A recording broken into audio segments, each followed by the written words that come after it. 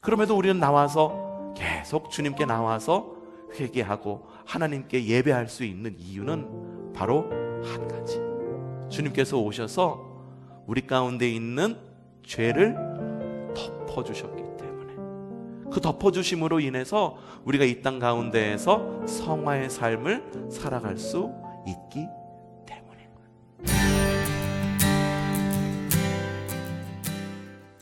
이스라엘 백성들은요 늘 메시아를 기다려왔습니다. 더욱 망국의 때, 남유다 북이스라엘 망해가던 그 때에는 메시아를 더욱 기다려왔습니다. 예수님이 오셨을 그 시기 역시 로마에 의해서 통치를 받던 시대, 로마의 식민지였었죠. 사람들은 메시아를 기다렸습니다. 로마로부터 자유케 할 메시아를 기다렸습니다. 하지만 정작 메시아께서 오셨을 때 아무도 그 메시아를 알아보지 못했습니다. 왜냐? 너무 초라했기 때문이죠. 예수님께서 이 땅 가운데 오신 이야기를 보면은 그 모습이 굉장히 너무 초라한 것을 볼 수가 있습니다. 갈릴리 베들레헴에서 태어나셨죠. 베들레헴이라고 하는 지역, 특별히 갈릴리라고 하는 지역은 특유의 사투리가 굉장히 독특했습니다. 그래서 이 갈릴리 사람이 어디를 가든지, 베들레헴 사람이 어디를 가든지, 야, 이 사람은 어디서 온 사람이구나 금방 알아들을 수가 있었고, 억센 사람들이었습니다. 그리고 유대 땅에서 가장 차별받던 사람들이 많았던 곳이 베들레헴이었습니다. 또한 예수님께서 태어나셨을 때에는 마리아와 요셉 사이에서 태어났죠. 마리아는 동정녀였었습니다. 남성과 잠자리를 한 번도 한 적이 없는 여인이었었고, 요셉은 목수였었습니다. 물론 요셉은 다윗의 가문 가운데에서 태어난 사람이긴 하지만, 다윗의 가문, 이 왕가의 가문에서 태어난 사람이긴 하지만, 이제 왕가의 가문이라고 그래서 지금까지 뭔가 명맥을 유지해왔던 것도 아니고, 다 무너져가는 그런 가정, 그런 가풍 속에서 목수의 일을 하던 사람이었습니다. 또 어떻습니까? 예수님께서 태어나신 곳은 구유라고 말합니다. 구유가 뭘까요? 구유. 그거 소 염을 주는 곳, 말 염을 주는 곳이 구유입니다. 메시아로 오셨으면 왕으로 오신 거예요. 그렇다고 한다면 왕좌 가운데 오셨어야 되는 거지만 구유 가운데 오십니다. 예수님의 태어나심을 제일 먼저 축하한 사람들, 그들은 목동이었었습니다. 양을 치던 사람들, 양을 치는 사람들은 최하층민이었었습니다. 이동이 낮았어요. 이동이 작고 낯선 땅에 자꾸만 들어가게 되니까 그 낯선 땅을 지키고 있었던 그곳의 땅 지주들은 이 목동들을 굉장히 경계했습니다. 도둑들도 많았고, 그러다 보니까 거짓말을 하게 되고, 그리고 그 거짓말로 인해서 그 당시에 법정에서는 목동들은 증인으로 채택할 수 없었습니다. 또 찾아온 사람이 누굽니까? 동방박사. 물론 그들은 황금과 위안과 몰약을 주님께 드리며 왕대심을 예배했지만, 이 동방박사들은 유대교 사람들이 아니었어요. 유대인들의 왕으로 오신 메시아였었지만, 이 동방박사들은 유추해 보건대 조로아스터교를 섬기면서 하늘을, 천체를 관측하던 사람들이 바로 동방박사였었습니다. 동방박사가 몇 명이 왔습니까? 세 사람이라고 알고 있지만 성경에는 세 사람이라고 적혀 있지도 않습니다. 몇 명이 왔는지도 알 수가 없습니다. 단지 황금과 위안과 몰약을 드렸기 때문에 세 가지 예물이니까, 우리가 성탄 발표회 때 그랬잖아요. 왕이시여, 제가 가져온 황금을 드립니다 이러면서 세 명의 동방박사를 등장시키기 때문에 우리는 세 명의 동방박사라고 이야기하지만 몇 명이 왔는지조차도 알 수가 없습니다. 어떻습니까? 메시아로 오신 주님, 왕으로 오신 주님, 그 탄생의 그 주인공의 그 위치에 비한다고 한다면 탄생의 모습은 굉장히 초라하기 그지없습니다. 하지만 성경이 말하는 정확한 메시아의 모습이었습니다. 베들레헴에서 태어났다고 말씀드렸습니다. 자, 베들레헴은 어떤 동네였을까? 베들레헴 뜻이 무슨 뜻인지 아세요? 벳이라고 말하는 것은 집을 뜻합니다. 베들레헴 이래가지고 무슨 집 베델이라고 여러분 알고 계시죠? 베델 무슨 뜻입니까? 엘 하나님, 벳 집, 하나님의 집이란 뜻이에요. 베들레헴은 벳 집 레헴 이래서 떡집, 빵집이라는 뜻을 가지고 있습니다. 세상의 떡으로, 세상의 빵으로 오신 주님, 그 이름에 합당한 동네의 이름이 아닐 수가 없습니다. 또한 미가서 5장 1절부터 2절에 보면 이렇게 기록되어 있습니다. 읽어보죠. 시작! 우리가 포위되었다.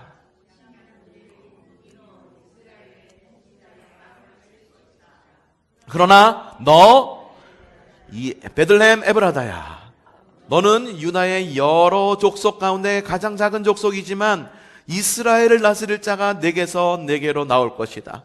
그의 기원은 아득한 옛날 태초에까지 거슬러 올라간다. 미가서에 있는 미가 선지자의 말씀을 보면은 이 베들레헴이라고 하는 곳은 이스라엘을 자유케 할 메시아가 올 동네로 예언되고 있는 것을 볼 수가 있죠. 그러니 이 베들레헴이라고 하는 지역이 사람들에게 무시받던 지역이기는 하지만 이런 예언이 성취된 가장 높은 그런 가치의 장소였음을 우리는 알 수가 있습니다.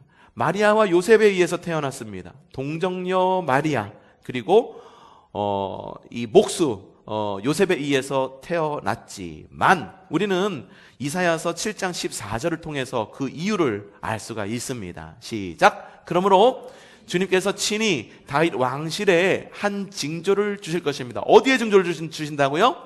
다윗 왕실에. 보십시오. 처녀가 잉태하여 아들을 낳을 것이며 그가 그의 이름을 임마누엘이라고 할 것입니다. 이사야 선지자, 그 망해가고 있었던 그 이스라엘을 향하여 외친 메시아의 그 예언이 다윗의 왕조, 다윗은 비록 몰락한 다윗의 왕조였을지는 모르지만 그 요셉의 가정 가운데에 동정녀 마리아를 통해서 메시아가 오실 것이라는 것을, 예언에 성취된 것을 우리는 말씀을 통해서 알 수 있습니다. 찾아온 사람들 누구누구라고 그랬습니까? 또 어디에 누였다고 그랬습니까? 구유에 누였고, 그리고 목자들이 왔고 동방박사들이 왔습니다. 이거는 어떤 말씀의 성취일까? 이사야 11장 10절 말씀 봅시다. 시작! 그날이 되면 이새의 뿌리에서 한 싹이 나서 만민의 깃발로 세워질 것이며 민족들이 그를 찾아 모여들어서. 여러분 보십시오. 그날이 오면 이새의 뿌리에서, 이새는 누구의 아버지인가? 누구의 아버지? 다윗의 아버지. 이새의 아들이 다윗의 왕족 가운데에서 한 싹이 나서 무엇으로? 만민의 깃발로 세워질 것이라고 이야기를 하고 있습니다. 예수님은 유대인으로 이 땅 가운데 오셨습니다. 하지만 주님께서 원하셨던, 하나님께서 원하셨던 건 뭐냐 하면은 유대 민족만의 깃발이 아니라 만민의 깃발을, 곧 열방을 위한 구원자로 이 땅 가운데 오시게 하셨음을 볼 수가 있습니다. 이것을 통해서 알 수 있는 게 뭔지 아십니까? 주님의 오심은 언약의 성취였다라는 것을 우리가 알 수 있다라고 하는 거예요. 주님은요, 하나님의 약속을 지키기 위해 이 땅에 오셨습니다. 어떤 약속? 다 가만히 두면은 다 망해갈 이 세상 가운데에 우리를 구원할 주님. 무엇으로부터 구원하겠습니까? 자, 그러면 먼저 우리가 주님께서 왜 오셨는지를 갖다가 봐야 됩니다. 왜 오셨을까요? 왜? 우리를 구원하시기 위해 오셨어. 무엇으로부터? 죄로부터 구속하시기 위해서 이 땅 가운데 오셨습니다. 이걸 뭐라고 말하냐면은 따라 하십시다. 대속이라고 이야기를 합니다. 이 대속이라는 걸 알기 위해서는요, 이스라엘의 이 대속법에 대해서 좀 알 필요가 있습니다. 이스라엘의 대속법은요, 굉장히 중요한 법 가운데 하나예요. 이스라엘의 율법이 있는데 율법이 총 613가지의 율법이 있습니다. 여기서 파생된 것들이 얼마나 많겠습니까? 굉장히 많아요. 근데 613가지 가운데에 150개의 조항이 이 희생제사 대속법을 이야기를 하고 있습니다. 대속이란 뭐냐면은 대신 속량한다, 대신 갚아준다라고 하는 말입니다. 대체한다라는 것입니다. 뭐냐 하면 희생 제물이 무엇을 대체한다는 거예요. 이스라엘 사람들은 그러면 희생 제물이 무엇을 대체할까? 자, 레위기 17장 11절 말씀 읽어봅시다. 시작. 생명의 바로 그 피에 있기 때문이다. 피는 너희 자신의 무엇을 죄를 속하는 제물로 삼아 제단에 바치라고 너희에게 준 것이다. 피가 바로 생명을 지니고 있기 때문에 죄를 속하는 것이다 라고 이야기를 하는 것을 볼 수가 있어요. 대속할 때 이스라엘 백성들은 아주 전통적으로 양을 가지고 오거나 비둘기를 가지고 오거나 아니면 자기가 형편껏 무엇인가를 가져와서 그걸 갖다가 죽임으로, 피 흘림으로 인하여 자기의 죄와 맞바꾸는 예식을 취했습니다. 그래서 하나님께 번제를 드릴 때 어떻게 드렸냐면은 그 제물 머리 가운데에 안수를 합니다. 안수를 하는 것은 무엇이냐 하면은 나의 죄가 이 제물에 넘겨졌다 라는 것을 말하는 거예요. 그래서 이 제물이 죽음으로 인하여 원래는 내가 죽어야 되는데 대신 누가 죽는 거예요? 제물이 죽는 거예요. 그게 바로 희생 제물의 원리입니다. 나의 죄가 제물 가운데로 바뀌어집니다. 그래서 나 대신에 제물이 죽는 거예요.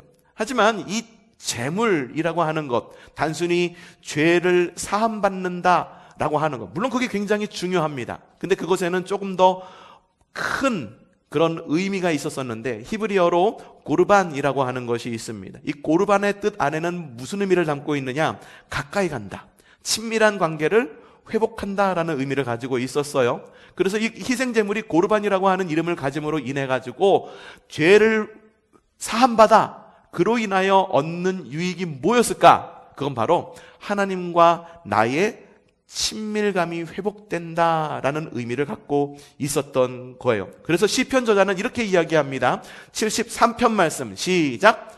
하나님께 가까이 있는 것이 나에게 복이니. 이게 굉장히 중요한 거예요.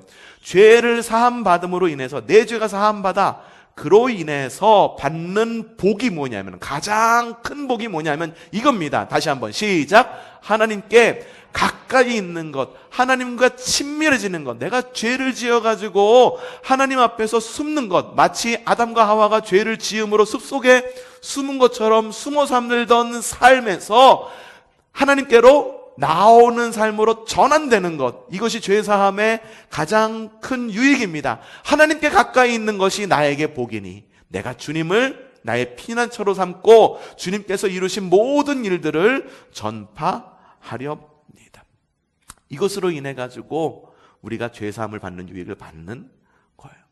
예수님께서 이 땅 가운데 오신 이유도 이것입니다. 이 대속제물이라고 하는 것은요, 계속 반복되게 되어 있어요. 왜냐하면 나의 죄를 전가해가지고선 죽는 그 희생 제물이, 그리고 나조차도 완전하지 않기 때문에. 그래서 이 희생 제물의 제사는 언제까지 계속 반복되냐 하면은 완벽한 제물이 나올 때까지 반복될 수밖에 없었어요. 완벽한 제물이란 뭘까? 생각해 봅시다. 동물에게 내 죄가가 전가되어 가지고 나 대신 죽는다는 것, 동물과 여러분이 동등관계입니까? 아니죠. 여러분들이 물건을 살 때 10,000원짜리를 주면 10,000원짜리를 줘야지, 10,000원짜리를 내줬는데 1,000원짜리를 주면 여러분 어떨 것 같아요? 기분 나빠. 사? 안 사? 안 사! 그런데요, 우리의 죄가, 내가 죽어야 되는 그 죄가를 동물에게 전가시켜서 죽는다는 것 자체가 사실상 불평등 언약입니다. 그래서 주님께서는 우리를 위해서 평등 언약, 최소한 우리를 복되게 하기 위해서 하나님께서 직접 완전한 제물로 이 땅 가운데 오신 거예요. 어떻게 본다고 한다면 이것도 역시 불평등 거래가 아닐 수가 없어요. 어떻게 하나님의 죽음으로, 예수 그리스도의 죽음으로 우리가 그것과 등과 교연이 될 수가 있겠습니까?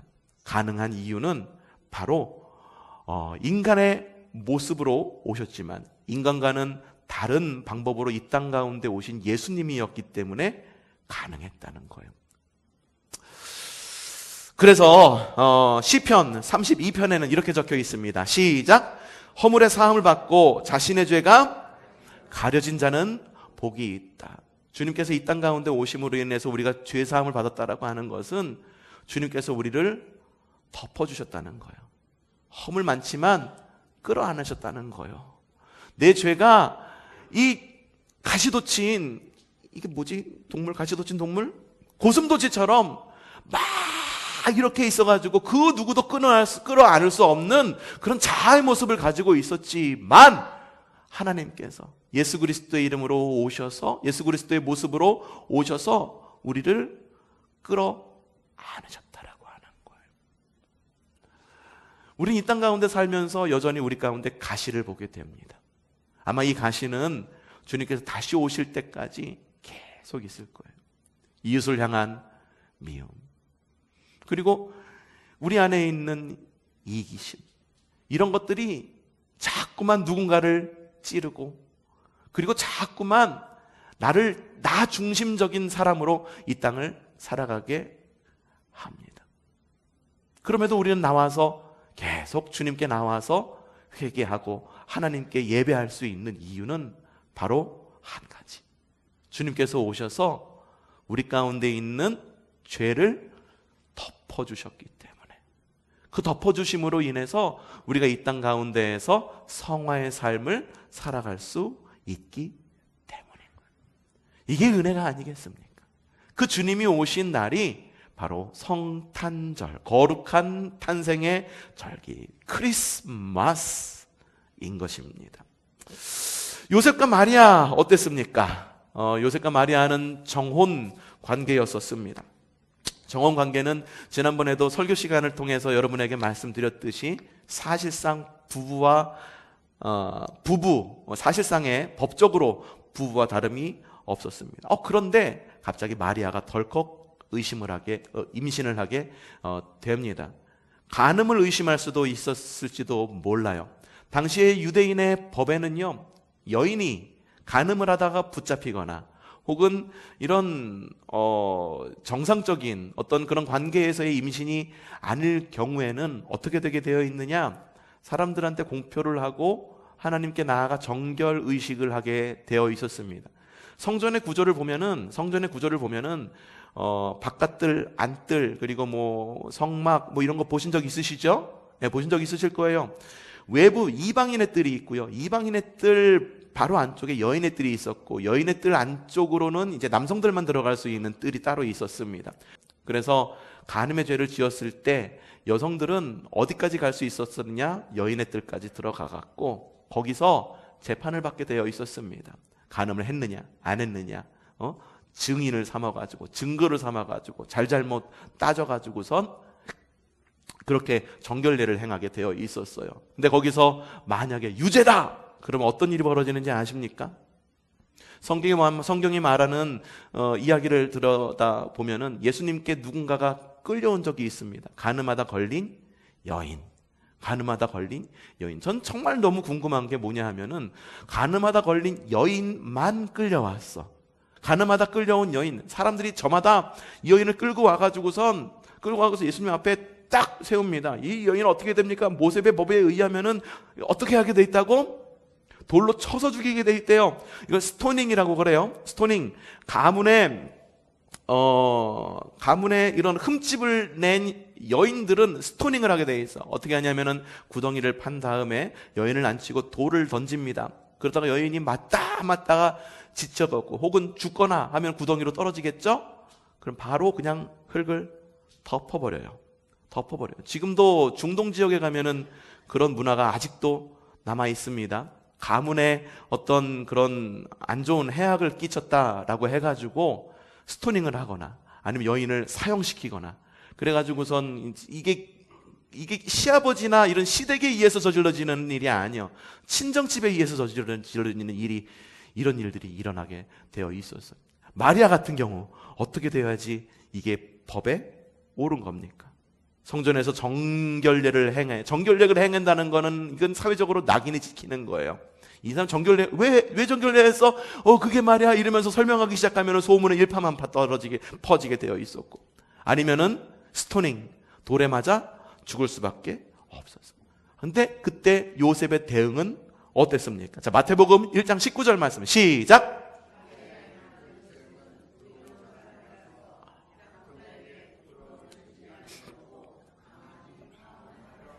네, 약혼자에게 부끄러움을 주지 않기를 원했다는 거예요. 그런데 그래서 가만히 관계를 끊으려고 그랬던 거죠. 그런데 그날 저녁에 요셉이 잠을 자는데 천사가 나타나서 이렇게 이야기합니다. 1장 23절 시작. 보아라, 동정녀가 잉태하여 아들을 낳을 것이니 그의 이름을 임마누엘이라고 하라 할 것이다 하신 말씀을 이루려고 하신 것이다. 이 요셉은요, 의로운 사람이었었어. 다윗 왕조에서 태어난 사람, 가문도 훌륭한 사람이었어. 비록 몰락하는 왕가에서 지금은 생활하고 있지만 그래도 왕가는 왕가. 그 가문 가운데 흘러내려오는 좋은 가풍을 이어받아서 하나님을 두려워하는 마음을 갖고 있어서 의로운 사람이어서 가만히 끊고자 했지만 그보다도, 우리가 상상했던 것보다도 훨씬 더 의로운 사람이었던 거죠. 천사가 나타나서 과거에 있었던 여러 가지 예언의 성취의 말씀, 예언의 말씀을 갖다가 들려주니 뭐라고? 동정녀가 잉태하여 아들을 낳을 것이니 그의 이름을 임마누엘이라고 할 것이다 하신 말씀을 이루려고 한 것이다 라는 말씀을 듣고 나서 어떻게 했느냐? 마태복음 1장 24절 시작. 주님의 천사가 말한 대로 마리아를 아내로 맞아들였다 라고 이야기를 하는 것을 볼 수가 있습니다. 마리아를 아내로 맞아들였다라고 말하는 것은 마리아의 태중에 있는 임마누엘이라고 지칭하는 예수님도 또한 자신의 아들로 맞아들였다라고 하는 것을 알 수가 있습니다. 여러분, 예수님께서 이 땅 가운데 오셔서 하신 일이 뭘까? 우리의 죄를 덮어주시는 거예요. 끌어안는 거예요. 야, 이게 어떻게 해서 가능할까? 하나님이어서 가능할까? 하나님이 직접 이 땅 가운데 아들의 그 모습으로, 인간의 모습으로 오셨기 때문에 가능한 것이었을까? 저는 그런 생각이 들었어요. 야, 그래, 인간의 모습으로 오신 하나님이었기 때문에 가능한 것이었지만 따라 하십시다. 그 아버지의 그 아들, 아버지 요셉이 마리아를 덮어주었던 것처럼 우리의 죄를 덮어주신 예수 그리스도, 어쩌면 예수님이 훨씬 더 이전이었을지 몰라요. 이미 우리를 구원하시기 위해 이 땅 가운데로 오시기로 이미 마음을 먹으신 하나님의 마음이었기 때문에 그걸 안 요셉은 그래야 해서 마리아를 덮어주고, 오지랖이라고 하는 말이 있습니다. 오지랖이 뭔지 아십니까? 웃옷이나 윗도리에 입는 겉옷의 앞자락을 뜻합니다. 자, 오지랖, 여성의 오지랖은 왼쪽입니까? 오른쪽입니까? 오른쪽입니다. 남성의 오지랖은 왼쪽입니까? 오른쪽입니까? 왼쪽입니다. 근데 이 말이요, 우리말에서 굉장히 좀 부정적인 의미로 쓰입니다. 야, 오지랖 떨지 마 라고 말하면 이게 긍정적인 의미로 보입니까? 부정적 의미로 보입니다. 하지만 오늘 성탄을 맞이해서 좀 이 오지랖이라고 하는 이 말을 좀 우리가 긍정적으로 좀 재해석하면 어떨까 싶습니다. 오지랖이 넓으면 넓을수록 수치를 가려주니까. 오지랖이 없으면 없을수록 수치가 드러나니까. 우리 주님은요, 정말 오지랖이 넓으신 주님이십니다. 그리고 오지랖이 넓었던 요셉입니다. 바로 우리 주님이 바로 그 넓은 오지랖의 상징입니다. 여러분, 그 오지랖이라고 그래가지고 남의 일에 막 간섭하고 관여하고 그걸 말하는 게 아니에요. 여러분, 이게 긍정적으로 바뀌었을 때에는 어떻게 바뀌느냐? 누군가의 허물을 덮어줄 줄 아는 사람이라는 거예요. 이번 우리 성탄절을 맞이해가지고 우리 주님의 이 덮어줌의 은혜를 본받는 시간 되시기를 바랍니다. 요셉이 마리아를 덮어주었듯 덮어주는 사람이 되기를 바랍니다. 또 하나 말씀드리고 싶은 것이, 요번 달까지, 사실상 이름을 요번 주까지만 쓰면 우리 교회 이름은 바뀌게 됩니다. 행정적인 절차는 이미 다 끝났습니다. 행정적으로 쓸 때에는 새연천교회라고 이름을 쓰게 되어 있습니다. 이미 다 끝났기 때문에. 하지만 내년에 우리는 새연천교회라는 이름으로 새롭게 출발합니다. 저는 이 이름을 생각하면서, 그리고 여러분이 이 이름이 좋다라고 생각하면서 왜 이 이름을 갖다가 해야 될까라는 많은 이유가 있겠지만, 저는 이 이유를 이렇게 설명하고 싶습니다. 연천이라고 하는 이름, 무슨 의미라고 그랬습니까? 잔잔히 흐르는 강. 새연천, 새롭게 잔잔히 흐르는 강이 되자라는 의미에서 새연천이라고 하는 의미를 좀 새롭게 해석하기를 바랍니다. 그 전의 이름은 초성이라는 의미였었습니다. 초성이 뭡니까? 이 망볼초에다가 성성자를 써가지고 밖에 있는 적군이 쳐들어오나 안 쳐들어오나 망보는 역할을 하는 것이 초성리의 역할이었죠. 망보는 것, 그게 뭡니까?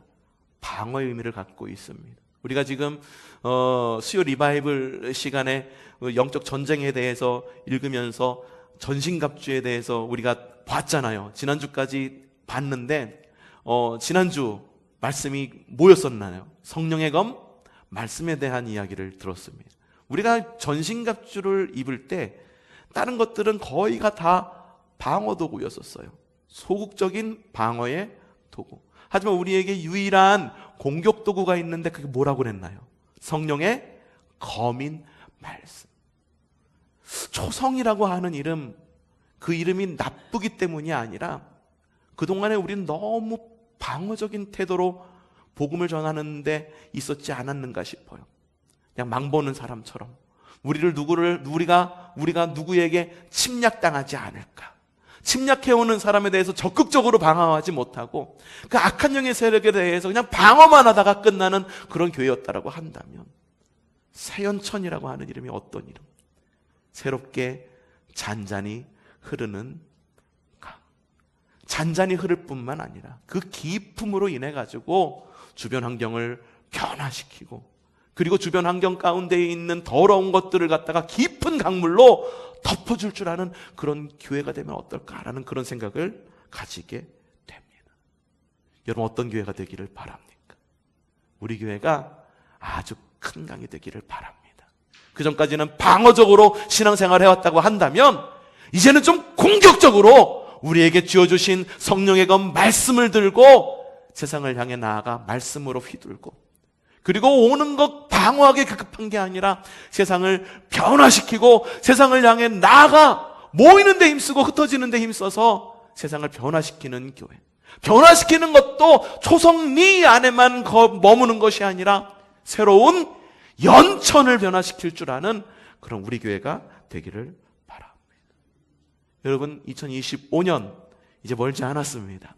앞으로 일주일 뒤, 이제 일주일도 남지 않은 이 시간, 성탄 예배를 드리면서 우리의 죄를 덮어주신 예수님, 마리아의 수치를 가려준 요셉, 그것을 닮아 우리도 또한 누군가를 덮어주고, 그 덮어주는 것을 갖다가 어쩔 수 없이 내 품으로 들어왔기 때문에 덮어주는 게 아니라 내가 직접 세상을 향해 나아가 진취적으로, 그리고 좀 더 공격적으로 덮어주고 복음을 전할 줄 아는 저와 여러분이 되는 그런 성탄의 지혜가 있는 저 여러분이 되기를 주님의 이름으로 축복합니다.